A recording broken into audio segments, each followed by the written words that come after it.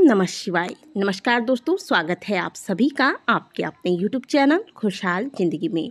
दोस्तों, अब कुछ ही दिनों में पितृपक्ष समाप्त होगा और पितृपक्ष समाप्त होते ही माता रानी का आगमन होने वाला है, यानी कि शारदीय नवरात्रि का आरंभ होने वाला है।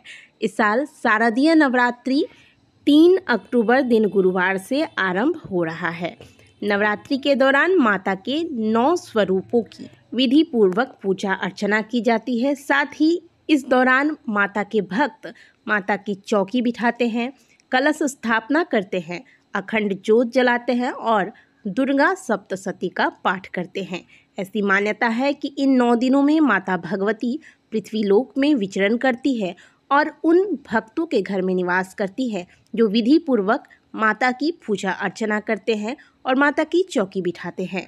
दुर्गा सप्तशती में माता ने स्वयं कहा है कि जिन घरों में या फिर जिन स्थानों पर मेरे चरित्रों का गुणगान किया जाता है तथा मेरी आरती मेरे भजन कीर्तन किए जाते हैं, उस स्थान को मैं कभी नहीं त्यागती।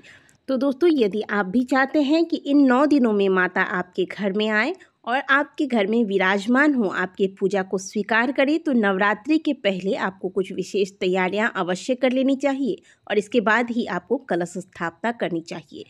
ऐसा करने से माता का आगमन भक्त के घर में होता है और भक्तों के सभी प्रकार की मनोकामनाएं माता पूर्ण करती हैं।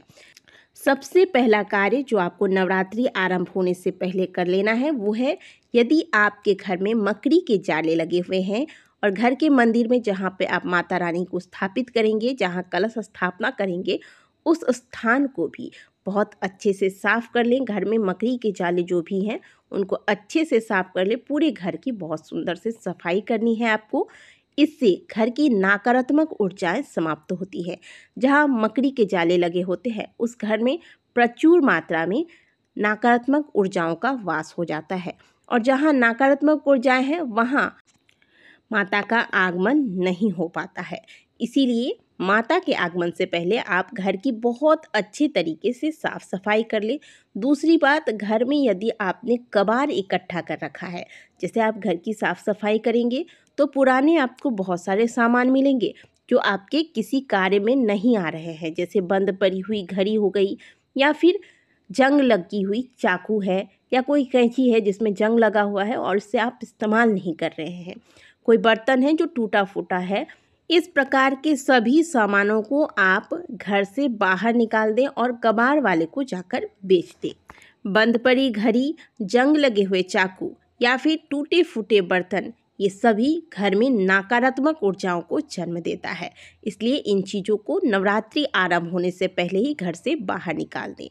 यदि आप प्याज लहसुन वगैरह का प्रयोग घर में करते हैं और आप कलश स्थापना का सोच रहे हैं, तो नवरात्रि के इन 9 दिनों में आपको प्याज लहसुन का बिल्कुल भी प्रयोग नहीं करना है और इसे आपको घर के अंदर भी नहीं रखना है। इन्हें घर से बाहर निकाल दें। अगर आप अपने फ्रिज में अंडा वगैरह रखते हैं तो इन्हें भी आपको घर में नहीं रखना है। नवरात्रि से पहले ही इन्हें निकाल कर घर से बाहर कर दें। यदि आपके घर में कोई नल है जो टपक रहा है, जिसमें से पानी टप टप टप टप करके बूंद बूंद गिरते रहता है, तो इसे नवरात्रि से पहले ही आप ठीक करवा लें। इसे अच्छा शगुन नहीं माना जाता है, यह बहुत ही अशुभ माना जाता है। साथ ही घर का कोई दरवाज़ा है जो आप खोलते हैं बंद करते हैं तो चर चर की इससे आवाज़ आती है, तो इसमें भी आप तेल वगैरह डालकर इसे ठीक कर लें नवरात्रि से पहले। ये सभी बहुत ही नकारात्मक ऊर्जाओं को जन्म देने वाली चीज़ें हैं और इसे शुभ नहीं माना गया है। तो जितना जल्दी हो इन चीज़ों को आप घर में ठीक कर ले। तो घर की बहुत सुंदर तरीके से आपको साफ़ सफाई कर लेनी है। इसके बाद जब साफ़ सफाई आप कर लेते हैं तब आप थोड़ा सा गौमूत्र अगर आपको मिल जाए तो गौमूत्र, नहीं तो गंगा जल ले लें और इसे आप, अगर गंगा जल मिल जाता है और गौमूत्र मिल जाता है, दोनों मिल जाता है तो दोनों को मिक्स कर दें।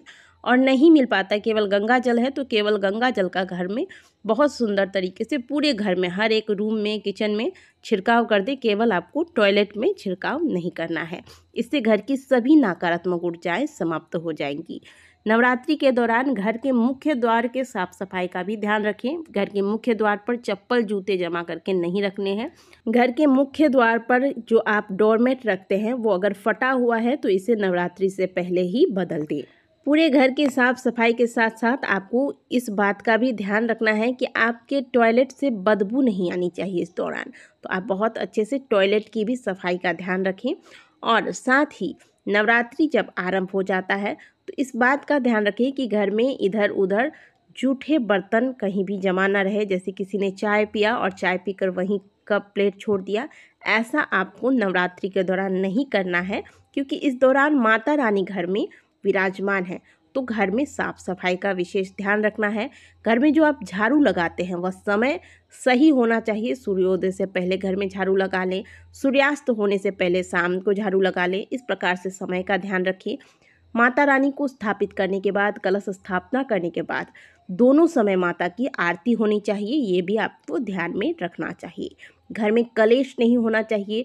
घर में बुजुर्गों की या फिर घर में स्त्रियां हैं उनका अपमान नहीं होना चाहिए, इससे माता रुष्ट हो जाती हैं। तो इन बातों का भी आपको ध्यान रखना है। नवरात्रि के इन 9 दिनों में किसी भी छोटी कन्या का आपको दिल नहीं दुखाना है, इस बात का ध्यान रखें। अब घर में छोटे छोटे बच्चे होते हैं, अब उन्हें पढ़ाई कराना है या फिर कोई भी चीज़ करना है तो ध्यान से प्यार से उन्हें बहला फुसला के करें। उन पे हाथ ना उठाएं, उनको बहुत ज़्यादा ज़ोर से डांटे नहीं, क्योंकि नवरात्रि के इन 9 दिनों में माता के स्वरूप मानकर हम इन छोटी छोटी कन्याओं की पूजा करते हैं। तो इस दौरान इनका दिल किसी भी प्रकार से न दुखे, इस बात का भी हमें ध्यान रखना है।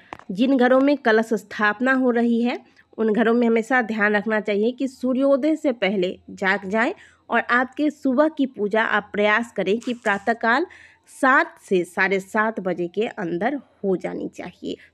वैसे भी ब्रह्म मुहूर्त में जब हम पाठ करते हैं, जाप करते हैं तो मन भी बहुत ज़्यादा लगता है, और वो समय जो होता है, उस समय की जो पूजा होती है, पाठ होती है, मंत्र जाप होता है, वह ज़्यादा पावरफुल होता है।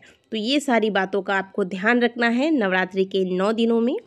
इस प्रकार से तैयारियों के साथ और इस प्रकार से यदि आप नवरात्रि के दौरान माता का ध्यान करते हैं तो माता शीघ्र प्रसन्न होती हैं और आपके घर में विराजमान होती हैं, आपकी मनोकामनाओं को पूर्ण करती हैं।